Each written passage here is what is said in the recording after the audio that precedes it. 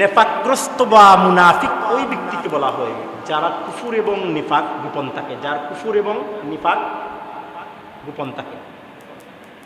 যেমন বাহ্যিকভাবে তাকে ইমানদার মনে হলেও, বাহ্যিকভাবে সে আপনার আমার মতো নামাজ পড়লেও, রুকু সেজদা করলেও, সব দিক থেকে পায়ে স্মার্ট বা সব দিক থেকে সে যুগোপযোগী হলেও অন্তরে সে কি লালন করে? নেফাকি। অন্তরে সে ইসলামের বিরুদ্ধে, রাসূল সাল্লাল্লাহু আলাইহি ওয়াসাল্লামের সুন্নতের বিরুদ্ধে কি করে? বিদ্বেষ পোষণ করে, ইসলামের বিরুদ্ধে সব সময় ষড়যন্ত্রের সব আঁকতে থাকে। যেমন মনে করেন রাসূলুল্লাহ সাল্লাল্লাহু আলাইহি ওয়াসাল্লাম যখন মুনাফিকদের চিহ্নিত করতে পারছিলেন না, এমনকি ওমর ইবনুল খাত্তাব রাদিয়াল্লাহু তাআলা আনহু, আল্লাহর রাসূলের দ্বিতীয় সাহাবী, আল্লাহর রাসূলের এই সাহাবীগণের মধ্যে প্রথম তবকার সাহাবীর মধ্যে অন্যতম একজন সাহাবী, আবার আল্লাহর রাসূলের শ্বশুর, আবার খুলাফায়ে রাশিদিনের দ্বিতীয় খলিফা ওমর ইবনুল খাত্তাব রাদিয়াল্লাহু তাআলা আনহু প্রায় সময় বলতেন, ইয়া রাসূলুল্লাহ, এই ব্যক্তিগুলা মুনাফিক, এদের ব্যাপারে আপনি কঠোর হচ্ছেন না কেন? এই উমর রাদিয়াল্লাহু তাআলা আনহুকে বলা হতো, লাউ কানা নাবিয়্যুম বা'দি লাকানা উমর, যে আমার পরে যদি কেউ নবী হতো তাহলে সে হতো কে? উমর ইবনুল খাত্তাব।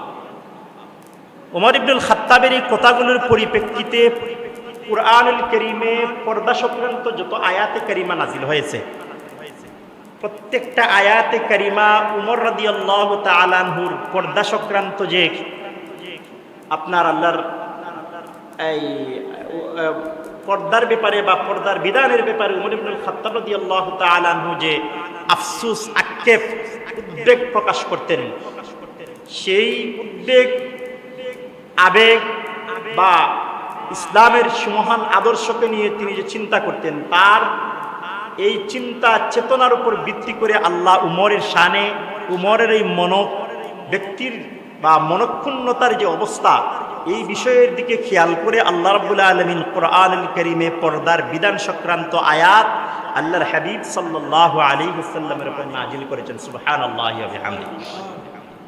ঠিক তদ্রূপ আমি গত জুমাবারে বলেছিলাম যে এমন কিছু ব্যক্তি আল্লাহ রসুলের সামনে আসতো যারা আল্লাহ রসুলের পিছনে নামাজ পড়তো, আল্লাহ রসুল সাল্লাল্লাহু আলাইহি ওয়াসাল্লামের পিছনে ইক্তেদা করতো, আল্লাহ রসুল সাল্লাল্লাহু আলাইহি ওয়াসাল্লামকে বাহ্যিকভাবে খুব মহাব্বত করতো, ভালোবাসতো, কিন্তু পিছনে পিছনে ষড়যন্ত্র করতো।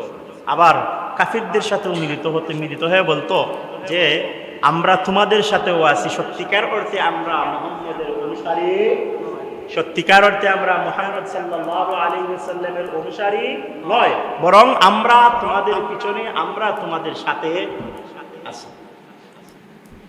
এই সমস্ত এই যে অবস্থাগুলো, এর ধারাবাহিকতায় উমর রাদিয়াল্লাহু তাআলা আনহু আল্লাহর রাসূলের সাথে প্রায় সময় বলতেন, ইয়া রাসূলুল্লাহ, আপনি মুনাফিকদের ব্যাপারে কিছু বলছেন না, এরাই তো ইসলামের 12টা বাজিয়ে দিচ্ছে। তখন আল্লাহ রাব্বুল আলামিন কুরআনুল কারীমে সূরা মুনাফিক নাযিল করলেন। সুবহানাল্লাহ ওয়া বিহামদিহি। কুরআনুল কারীমে সূরাতুল মুনাফিকুন নাযিল করলেন, নাযিল করে জানিয়ে দিলেন মুনাফিকদের অবস্থা কি, মুনাফিকদের কাজকর্ম কেমন, মুনাফিকদের মানসিক চিন্তা চেতনা কেমন হবে, তাদের ঈমান কোন পর্যায়ের, এগুলো বলা হয়েছে। আল্লাহ রাব্বুল আলামিন বলেন, ইত্তাখাযু আইমানাহুম জুন্নাতান ফাসাদ্দু আন সাবিলিল্লাহ ইন্নাহুম সাআ মা কানু ইয়া'মালুন যালিকা বিআন্নাহুম আমানু সুম্মা কাফারু ফাতুবিআ আলা কুলুবিহিম ফাহুম লা ইয়াফকাহুন।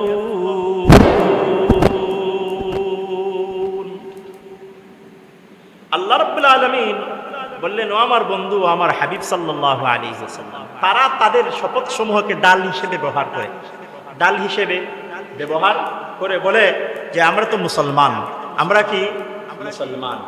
যেমন সূরা আনকাবুতের মধ্যে আল্লাহ রাব্বুল আলামিন বলেছেন, আহাসিবান নাসু আন ইউতরাকু আন ইয়াকুলু আমান্না ওয়া হুম লা ইফতানুন ওয়া লাকাদ ফাতান্না আল্লাযীনা মিন ক্বাবলিহিম فليعلمن الله الذين صدقوا وليعلمن الكاذبين وليعلمن الله الذين آمنوا وليعلمن মিনাল মুনাফিকিন।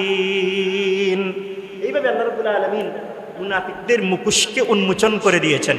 এবং ইসলামের কাফিরদের পরে যারা সবচেয়ে বেশি ইসলামের ক্ষতি করেছে সেই শ্রেণীর নাম কি?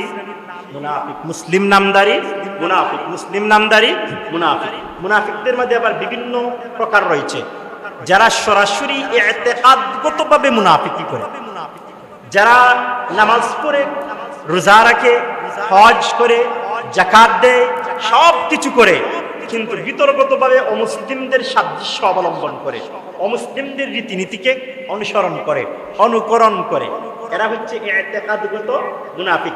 যারা বলে যে আমেরিকার রাষ্ট্র ব্যবস্থা, এই ইন্ডিয়ার শাসন ব্যবস্থা, ইউরোপের রাষ্ট্র কালচার সংস্কৃতি কত ভালো, আমাদের থেকে কত উন্নত, হ্যাঁ, আর ইসলামকে বলে যে আমরা এমন এক মুসলমান জাতি যে আমরা এখন পর্যন্ত তাদের মতো স্মার্ট হতে পারলাম, আধুনিক হতে পারলাম না।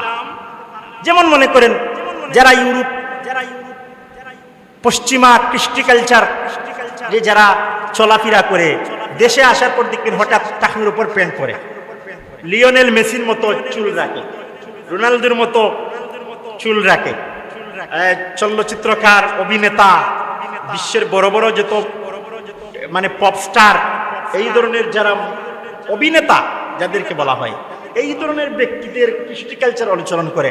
আচ্ছা, এগুলা কি আল্লাহ রসুলের কোন কৃষ্টি কালচার ছিল? এগুলা কি আল্লাহ রসুলের কোন রীতিনীতি ছিল? এরাও এক ধরনের মুনাফিক।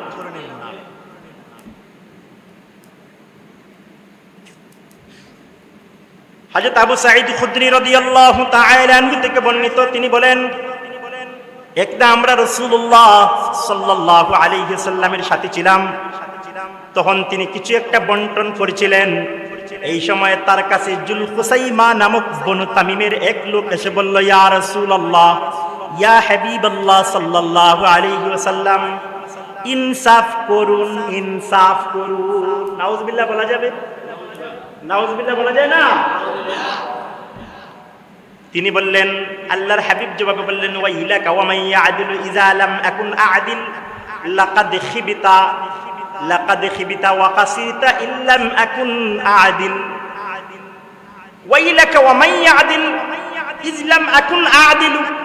তোমার অমঙ্গল হোক, তোমার অমঙ্গল হোক। আমি ইনসাফ যদি না করতে পারি, তাহলে আমার চেয়ে ইনসাফওয়ালা আর কে হতে পারে? আল্লাহর রসুলের চেয়ে ইনসাফ যদি আর কেউ করতে না পারে, আল্লাহর রসুলের চেয়ে উত্তম ইনসাফওয়ালা আর কে? লাকাদ খিবিতা ওয়া খাসিরতা ইল্লাম আকুন আদিল। আমি যদি ইনসাফ না করতাম, তাহলে তোমার মতো খাইসিমা গোত্রের ব্যক্তি আজ এরকম থাকতে না, বরং তুমি ধ্বংস এবং ক্ষতিগ্রস্ত হয়ে যেতে। তখন পাশে ছিলেন ওমর ইবনুল খাত্তাব। কে ছিলেন বলেন না কথা? ওমর ইবনুল খাত্তাব। ওমর ইবনুল খাত্তাব বললেন, ইয়া রাসূলুল্লাহ সাল্লাল্লাহু আলাইহি ওয়াসাল্লাম, আমার আর সহ্য হচ্ছে না। একের পর এক মুনাফিকরা আপনাকে ভীত সন্ত্রস্ত করে তুলতেছে, আপনাকে বারবার প্রশ্ন মানে জর্জরিত করছে। মুনাফিকদের আরেকটা বৈশিষ্ট্য, আপনাকে বারবার উদ্ভট উল্টা পাল্টা প্রশ্ন করবে, উল্টা পাল্টা প্রশ্ন করবে, চাইবে আপনাকে কোনো না কোনো জায়গায় ভুল প্রমাণ করতে। আবার মুনাফিকদের আরেকটা বৈশিষ্ট্য হচ্ছে, মুসলমানদের ইসলামের দ্বীনের দায়িত্ব যারা পালন করেন বর্তমান যুগে বা সাহাবায়ে কেরামদের যুগে, তারা কি করত? কাটসাট বক্তব্য এডিট করে, অথবা এখন তো আধুনিক যুগ, অর্থাৎ কোনো জিনিসের এডিট করে ওই ব্যক্তির নামে চালিয়ে দিত। যেভাবে বর্তমান সময়ে মুসলমানদেরকে জঙ্গি বলা হয় না, উগ্রবাদী বলা হয় না। বিগত দিনে 15-16 বছরের যে সময়টা গেছে, আমরা দেখেছি ইসলামপন্থী মানেই জঙ্গিবাদের তুকমা দেওয়া হতো, মসজিদ মাদ্রাসাকে জঙ্গিবাদের কারখানা বলা হতো। কিন্তু আপনারা বলেন, এই দেশে যদি মসজিদ মাদ্রাসা না থাকতো, তাহলে কি দিন থাকবে? দিন থাকবে? হক্কানি পীর মাশায়েখ বুজুর্গদের যদি এই ভূমিতে, এই জমিনে আবাদ না থাকতো, বিচরণ না থাকতো, তাহলে কি এই জমিনে আমরা দিন পেতাম? আমরা কি আজকে মুসলমান পরিচয় দিতে পারতাম?